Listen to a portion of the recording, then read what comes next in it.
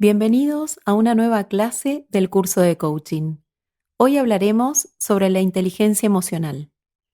Tradicionalmente, el concepto de inteligencia ha sido exclusivamente asociado a los aspectos cognitivos, tales como la memoria, el razonamiento lógico y la capacidad para resolver problemas.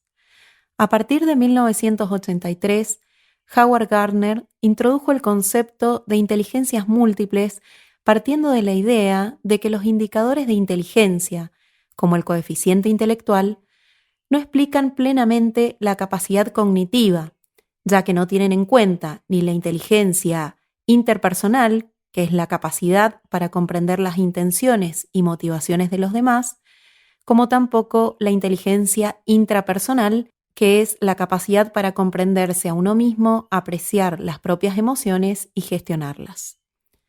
Posteriormente, en la década del 90, Daniel Goleman, un psicólogo estadounidense, desarrolló el concepto de inteligencia emocional y lo popularizó con la publicación de sus distintas obras a lo largo de todos estos años. Históricamente, hemos sobrevalorado la importancia de los aspectos puramente racionales de nuestra psiquis, en un afán por medir y comparar los coeficientes de la inteligencia humana. La abundante base experimental existente permite concluir que si bien todas las personas venimos al mundo con un temperamento determinado, los primeros años de vida tienen un efecto determinante en nuestra configuración cerebral y en gran medida definen el alcance de nuestro repertorio emocional. Pero es importante destacar que ni la naturaleza ni la influencia temprana son determinantes o irreversibles en nuestro destino emocional. La puerta de la alfabetización emocional siempre estará abierta. Se puede aprender a tener conciencia de las emociones y dotarlas de inteligencia.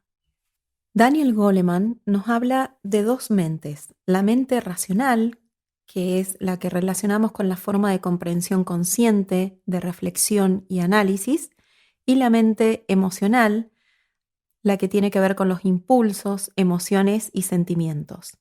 Cada una refleja la operación de un circuito diferente, pero están interconectados en el cerebro.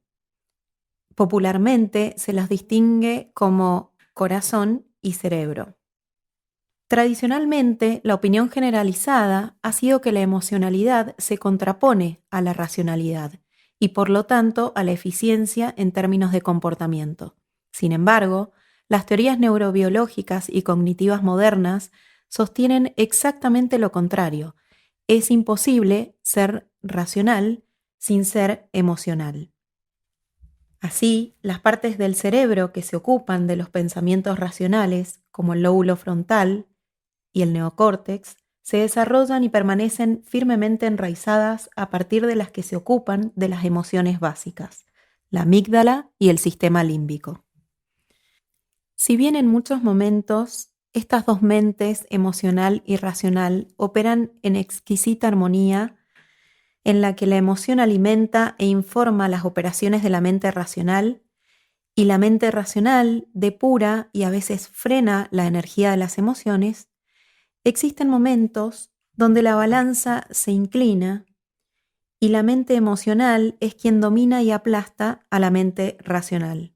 Es decir, cuando más intenso es el sentimiento, más dominante se vuelve la mente emocional y más ineficaz la racional. Por ejemplo, en situaciones de peligro, no hay tiempo para detenerse a reflexionar, sino simplemente para reaccionar y actuar. Las emociones son respuestas psicofisiológicas que representan modos de adaptación a ciertos estímulos que percibe una persona.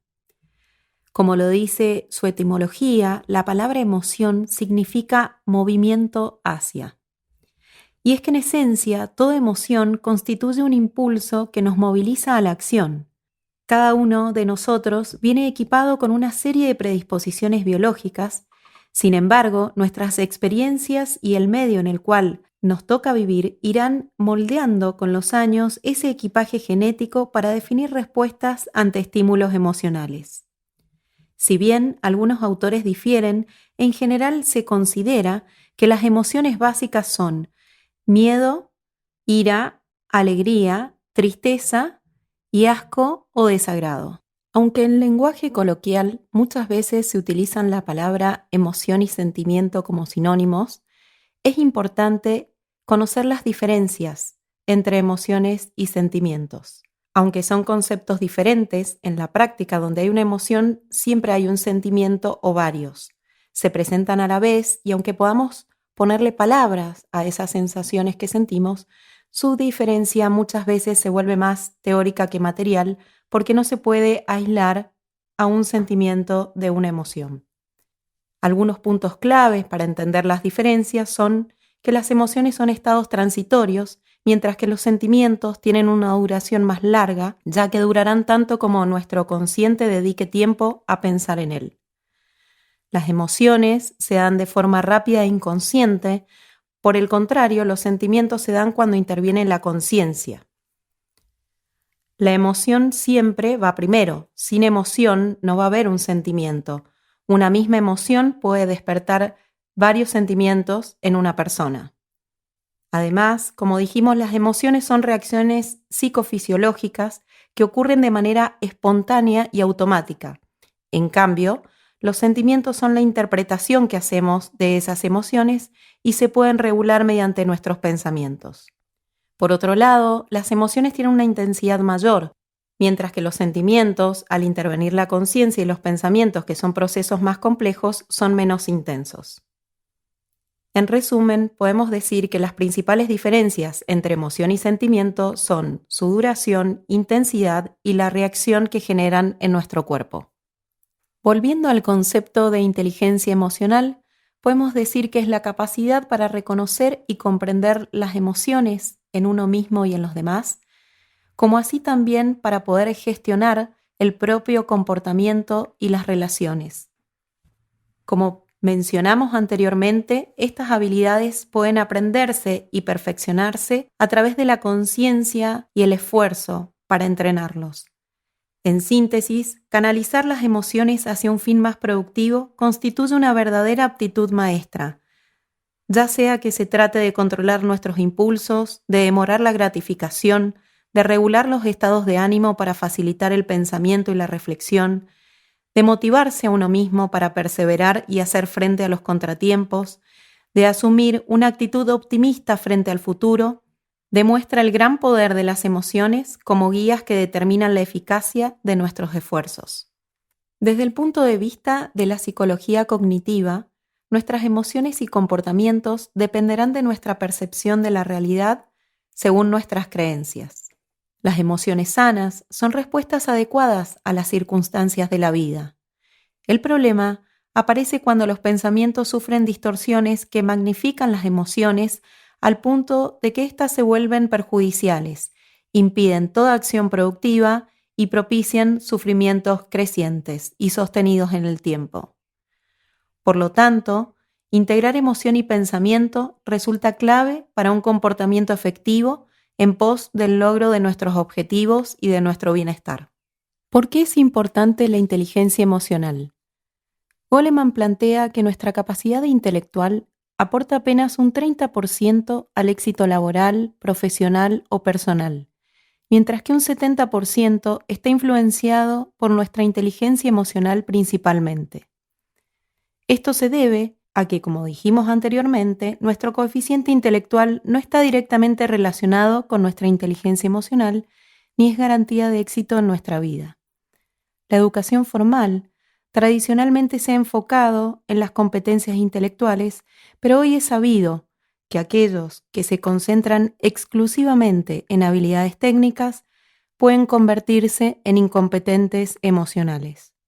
Por otro lado, cada vez es mayor el número de empresas u organizaciones que descubren que las capacidades emocionales de sus integrantes constituyen verdaderas ventajas competitivas. Como síntesis, podemos decir que en un mundo cada vez más impredecible y cambiante, las habilidades de inteligencia emocional se vuelven imprescindibles para poder adaptarnos, ser resilientes, optimistas, creativos y colaborativos. A continuación, hablaremos de las competencias de inteligencia emocional. En las competencias personales, es decir, el modo en que nos relacionamos con nosotros mismos, encontramos la conciencia de uno mismo y la autogestión. La conciencia de uno mismo implica reconocer las propias emociones y sus efectos, como así también identificar los recursos propios, fortalezas y áreas a mejorar, y también desarrollar la confianza en uno mismo. Esto quiere decir tener un fuerte sentido de lo que valemos y nuestras capacidades. Luego, la autogestión comprende habilidades como la de regular las emociones y controlar los impulsos que pueden ser perjudiciales y obstaculizar el logro de nuestros objetivos, como así también la responsabilidad para comprometernos con nuestro desempeño personal. En cuanto a las competencias sociales, es decir, el modo en que nos relacionamos con las demás personas, abarca la conciencia social y la gestión de las relaciones. En las habilidades que forman parte de la conciencia social se destaca la empatía, que es la capacidad de percibir e interpretar los sentimientos y puntos de vista de las demás personas. También podemos percibir las necesidades de desarrollo de los demás y así fomentar su capacidad. Con respecto a la gestión de las relaciones, destacamos la capacidad para influir positivamente en otros y manejar conflictos. Otra habilidad importante es el liderazgo para poder inspirar, motivar y guiar a otros. Y por supuesto, resulta clave construir vínculos saludables, como así también desarrollar habilidades de trabajo en equipo, es decir, crear sinergia con otros individuos para trabajar en pos de objetivos comunes. Por último, volviendo a la conciencia de uno mismo, decimos que esta competencia lidera las demás capacidades y que todo comienza por aquí, ya que es fundamental detectar y percibir nuestras propias emociones para poder gestionarlas adecuadamente, como así también poder percibir las emociones de los demás. Si yo no puedo identificar qué estoy sintiendo, difícilmente puedo hacerlo con las emociones de las demás personas. Para esto, necesitamos conciencia, poder conectar con el aquí y ahora, con el momento presente. Algo que puede ser de utilidad para reconocer nuestras emociones es observar los síntomas físicos que nos producen, como también los pensamientos que las sostienen. En este sentido, las técnicas de respiración consciente, el mindfulness y la meditación son herramientas valiosas para volvernos auténticos observadores de lo que acontece en nuestro cuerpo y mente. Cabe destacar que lo único que podemos manejar son nuestras propias emociones y comportamientos. Solo tenemos un grado de control sobre nosotros mismos y no sobre las demás personas. Por lo tanto, lo único que podemos hacer por los demás es darles feedback, información necesaria para que la otra persona pueda tomar conciencia y decidir luego si desea cambiar comportamientos. A continuación, haremos una autoevaluación de las competencias de inteligencia emocional.